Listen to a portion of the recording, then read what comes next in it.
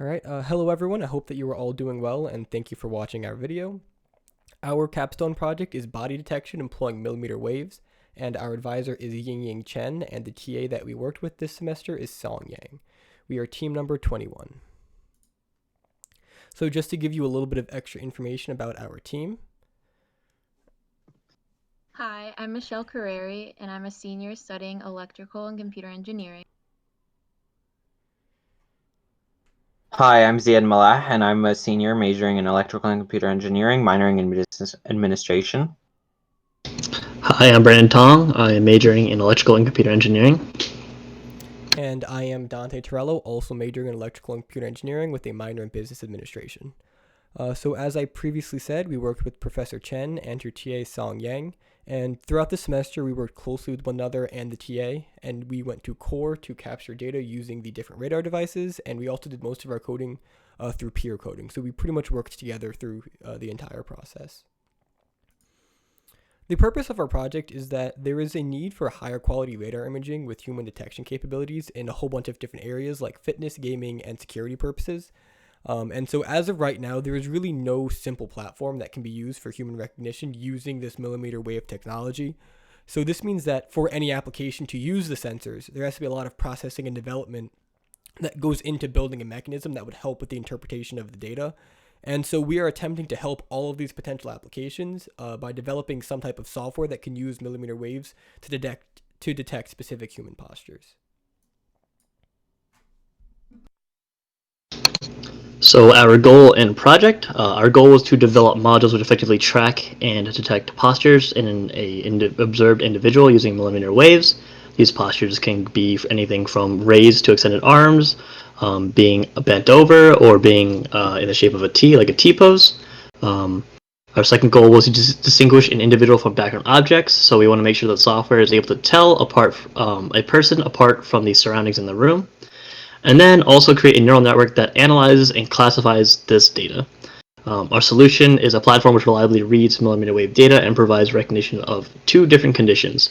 First, we want to tell if it is a human, and if it is a human, we want to decipher what kind of posture are they in, and that would be from a predefined list that we have created.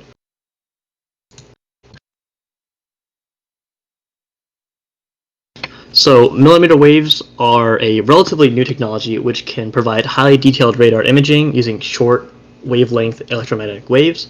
Millimeter wave radars transmit signals with a wavelength that is in the millimeter range. This refers to frequencies of the radio wave spectrum from 30 gigahertz to 300. You might be thinking, why not use some type of optical time of flight sensors or ultrasonic sensors that are cheaper and smaller? However, millimeter wave offers a larger range distance-wise, up to 5 times the distance, and can perform in many different weather conditions, from sunny, hazy, high temperatures. Also, time-of-flight sensors perform poorly in smoky and hazy conditions due to the light's inability to penetrate, while ultrasonic also performs poorly against soft materials due to the sound being dampened and absorbed, making it difficult or near impossible to receive an accurate reflection signal. Also, as well, millimeter wave is able to provide range, velocity, and the angle of a sensed object all at once within one sensor, which is not currently available.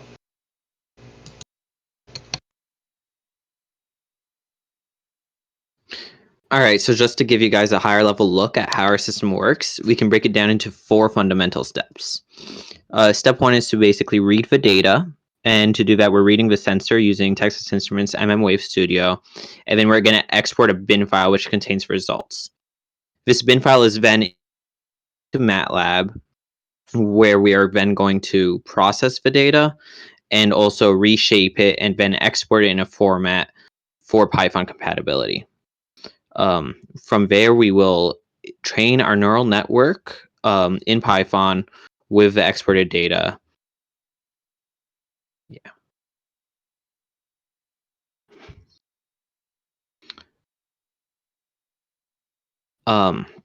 So then we have 2 main components to our radar. The DCA 1000 EVM circuit, which captures the data and relays it back to the computer, and the AWR 1642, which is an integrated single chip frequency modulated continuous wave radar sensor. They're mounted together vertically by connecting screws, spacers, stands, and the Samtec ribbon cable, which interfaces the data from the sensor to the adapter which does the capturing. Both boards connect to an Ethernet port and 2 USB ports on a computer, as well as a power adapter. So how it works. First, the synthesizer generates a chirp. A chirp is a sinusoid whose frequency increases linearly with time. The chirp is transmitted by the TX antenna so that the chirp is reflected off of an object and the RX antenna receives a delayed version of that chirp. Multiple objects in front of the radar cause multiple reflected chirps at the RX antenna. The TX and RX signals are mixed to then create an IF, also known as an intermediate frequency signal, which consists of multiple tones, with the frequency of each tone being proportional to the distance of the corresponding object from the radar. The IF signal is found by taking the difference between the instantaneous frequencies of the TX and RX signals. The IF signal is then digitized, so the ADC must support the IF bandwidth. On the right, the bottom picture shows the relationship between the TX chirp, RX chirp, and the IF signal. Next, a fast Fourier transform is performed on the ADC data. The locations of the resulting peaks correspond to the range of the objects. FFT processing involves the ADC data corresponding to the chirps being stored as the rows of a matrix. Then a range FFT on each row resolves objects in range. Finally, a Doppler FFT along the column resolves each column or range bin in velocity. So one of the softwares that we used throughout this process was Millimeter Wave Studio, which is something that we can use to interact with the TI radar devices. So the software will capture ADC data through the radar using the receiver, and it then processes the data itself actually, and will display that data through the Millimeter Wave Studio GUI. You can also use the software to configure and control the millimeter wave device by sending commands over SPI. And so some of the specific things that we did were changing parameters like the ADC sample rate, as well as bandwidth. And so you can see through these images on the right, it's the different interfaces through this software. The first one is one of the first tabs that you use in order to connect to the radar device. And then the one under that is one of the pages that contains all of the different parameters and things that we would use to change and get a better resolution from the radar.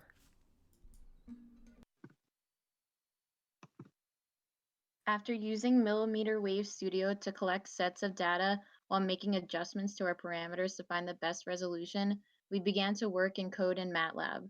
To start, we utilize a function called readDCA1000. This function takes the Millimeter Wave Studio data and outputs it in an organized 4 by n array while accounting for our chosen parameters. We then coded a shape array function, which takes that 4 by n array and converts it into a 4n by 1 array. We used various calls to the transpose and reshape functions in MATLAB in order to accomplish this task. The shape array ends by calling the write_npy function, which converts our MATLAB output file of the array into a Python file so that we can actively use it in our Python environment. Our next step was to take the Python output holding the 4n by 1 array found from our MATLAB code and place it into our Spider Python environment. We then utilize the azimuth range heatmap function, which takes our ADC data in array form to create various plots in Python to graphically represent the data. After observing our obtained plots, we would then decide whether or not to go back and change our parameters for better resolution. Better range resolution is typically found by having higher bandwidth. If we were to go back and tweak our parameters, we would start back in mmWave Studio and repeat our process through MATLAB and Python to obtain new, hopefully better looking plots. Finally, we label the data and import it to train our neural network. Here are some examples of heat maps obtained through our Python code. These are plots found from having our teammate Dante stand in front of the sensor. The plots are of several different views of Dante based off of which specific RX antenna out of the 4 that there are is sensing him. In the plots, you can see where Dante is standing. He's depicted by the yellow-green dense lines around the 0.64 range. Obviously, you can't blatantly see Dante's posture and body standing in front of the sensor, but that's why we end up training a neural network so that we would be able to, so that the neural network is able to figure out what is going on for us.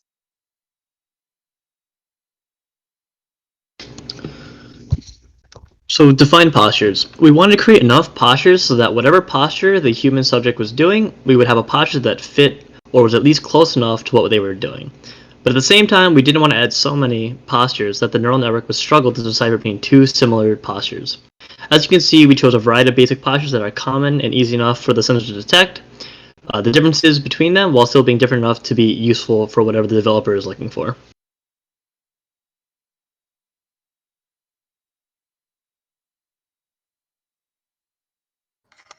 So based on our set of defined postures, we trained our neural network to recognize data from the sensors and match it to the proper label. Our neural network was designed using TensorFlow, a popular and open source platform for machine learning. The basic way in which the AI works is by feeding our neural network with a large number of sets of data properly labeled with a corresponding posture. It should learn from the set and label future samples based on correlations in the data. As this is an iterative process, the more samples we train the AI with, the more accurate it should be. In order to further optimize our neural network, it was important to test with sample data and fine-tune the network.